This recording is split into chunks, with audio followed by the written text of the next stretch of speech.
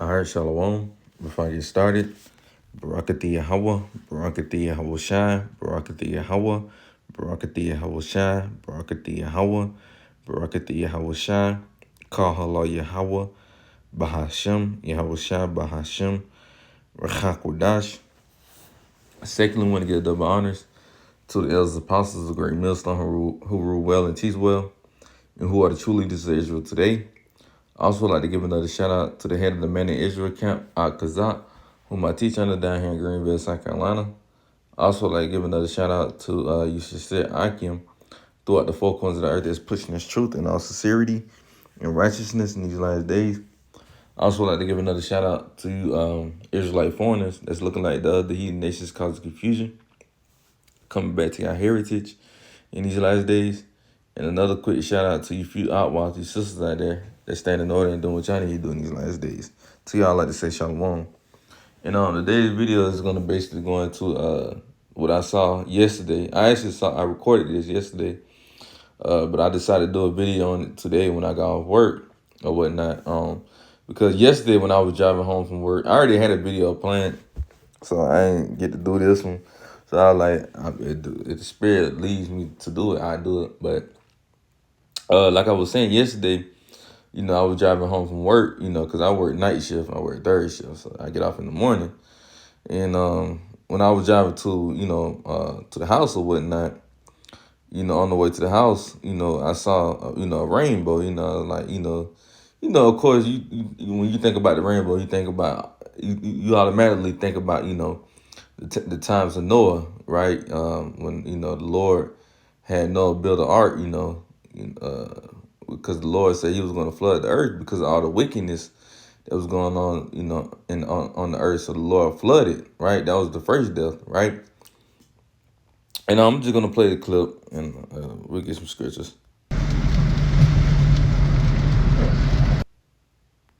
And then it's the second one. You see.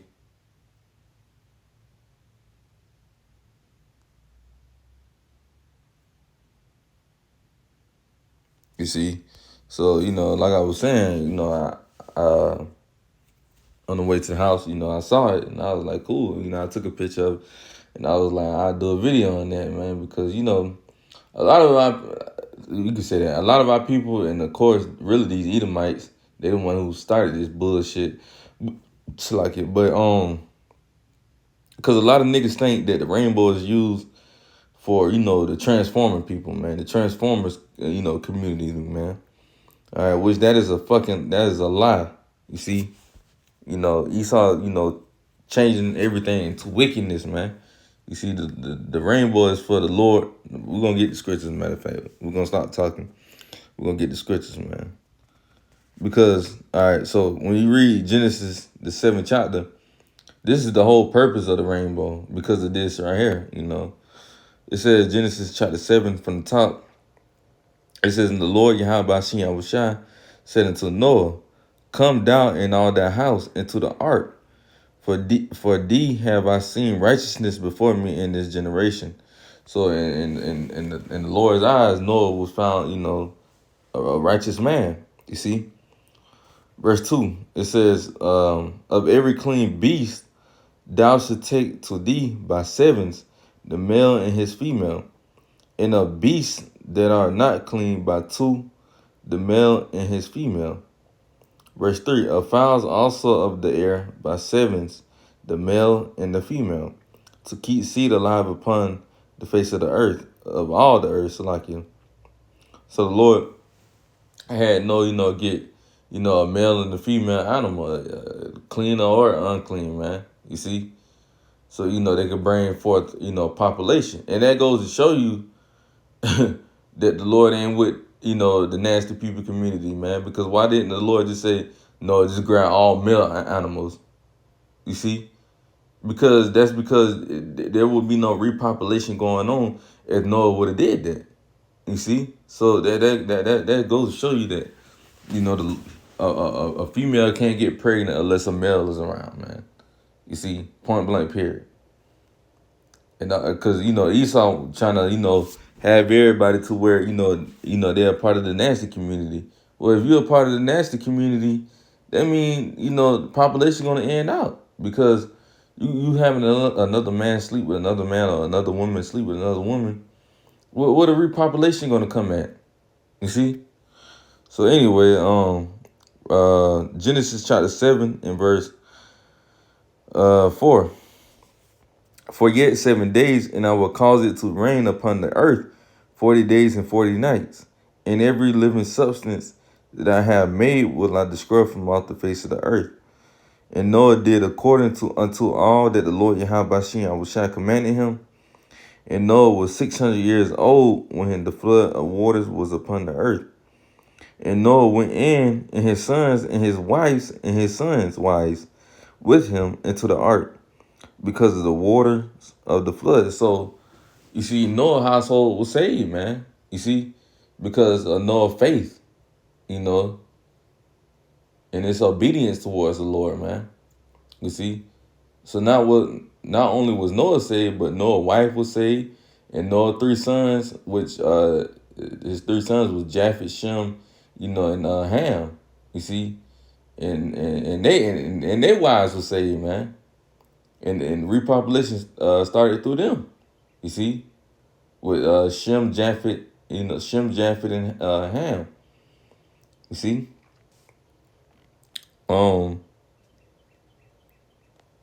and of course, don't be simple-minded. Well, what about the sharks and stuff? Nigga, the sharks could swim. They weren't gonna drown. You see, they was good where they was at. Like we say, they probably had a real Thanksgiving. All the niggas that died in that flood. You see, um,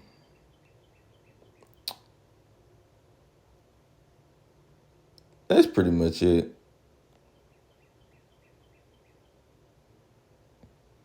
But we're gonna get now. Now that we got that, that's the reason when you come to Genesis, the 9th chapter, in verse 13. Matter of fact, let me see something. Okay, we're gonna start at verse.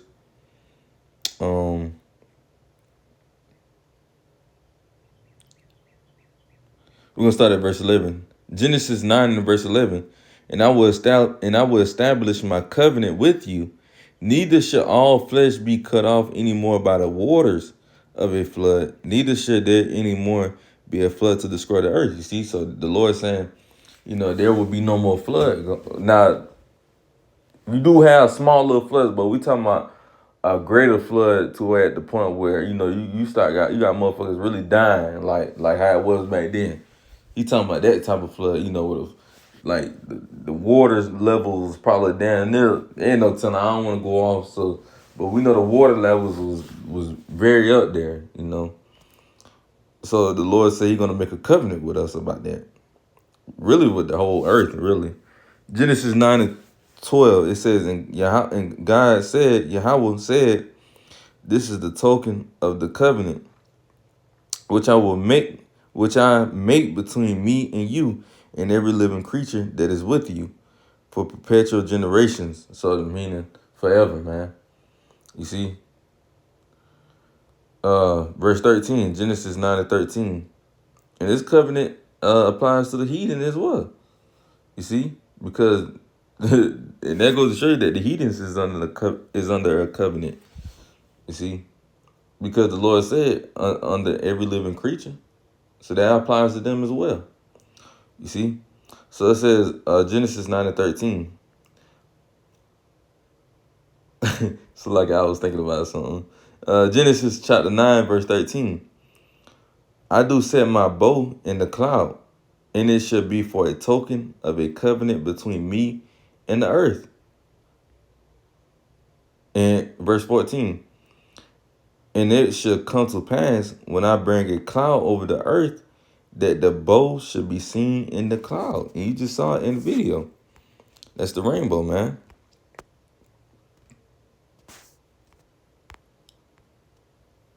You see? It says, let's read verse 13, verse 14 again. Genesis 9 and 14. It says, and it shall come to pass when I bring a cloud over the earth that the bow should be seen in the cloud. You just saw it in the video that I just showed you.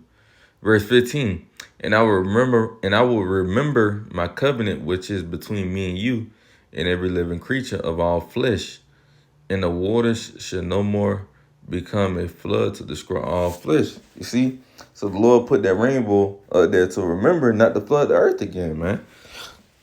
To not flood the earth, you know. But guess what? Since he's not going to flood the earth again by water, guess what he's going to do it by fire, right?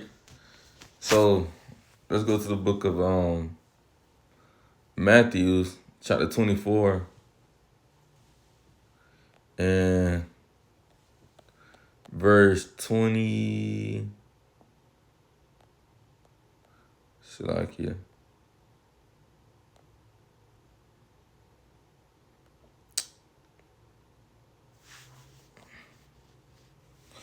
Let me get it real quick. Okay, there we go. Yep. Matthew 24 and verse 37. Because like I was saying, the Lord said he wasn't going to flood it by, water. He's going to do it this time by fire. You see? Matthew 24 and verse 37. It says, but as the days of Noah talking about Noah, but as the days of Noah, so shall also the coming of the Son of Man be. Verse 38, for as in the days that were before the flood, right? Talking about Noah, the stuff they were doing before the flood, right? They were eating and drinking, marrying and giving in marriage until the day that Noah entered into the ark. You see? So, niggas was just bullshitting around, talking shit, saying, nigga, it ain't gonna rain. Probably, you know how Israel is, because they them same spirits coming back before they would actually call Israelites. You see, back then, before they would actually call Israelites, we was just known as the sons of God, right? So, nigga, that was niggas back then, talking shit, calling Noah he crazy. There was a whole bunch of partying going on. You see, like they said, it was giving into marriage, right? Niggas, like I said, man, niggas were just being niggas, man. You see? And it says, verse 38 again. It says, for as in the days that were before the flood, they were eating and drinking, marrying and giving in marriage until the day that Noah entered into the ark, and knew not until the flood came and took them all away. So shall also the coming of the Son of Man be. You see? And that's right. It says, and knew not until the flood came and took them all away. So shall also the coming of the Son of Man be. So it's going to, just like how that flood caught a lot of niggas off guard, guess what? The Son of Man, which is Yahweh Shai, is going to catch you niggas off guard. Because y'all not on y'all watch. Like the prophets are, man. Like Noah were. You see, Noah represents the elect, while, the niggas that was back then in Noah time represent you 2/3 niggas. You see that? And what's going to happen when the Son of Man return? Like I said, fire. Because the Lord just said that he's not going to flood the earth no more, so he's going to have to do it by fire, man. The lake of fire. And that's spiritual now that I think about it. Because, the flood, it was with water. Now the Lord said it's going to be a lake. But with fire, you see, the lake got water in it, but spiritually, it got this one going to be with fire. That's heavy. I just thought about that. And guess what? Just like how Noah was in the actual, ark, which they found that ark in Turkey, in the land of Turkey, the country, right? Guess what? Like I said, Noah was found in the ark. He was saving the ark. Guess what we're going to be in? We're going to be in what the word Italy calls, UFOs. You see, which are known as the chariots in the scriptures, in the Bible, right? That's why when you go here, it says Isaiah chapter 26 and verse 20. It says, come my people, enter down into thy chambers and shut thy doors about thee. Hide thyself as it were for a little moment until the indignation be overpassed. You see, so the elect, the elect and the great multitude, right? We're gonna be in those chambers, which are the so-called UFOs, the chariots that, with the angels in them, man. You see, it says, shut thy doors about thee, hide thyself as it were for a little moment for that little moment, and that little moment is talking about Babylon being destroyed.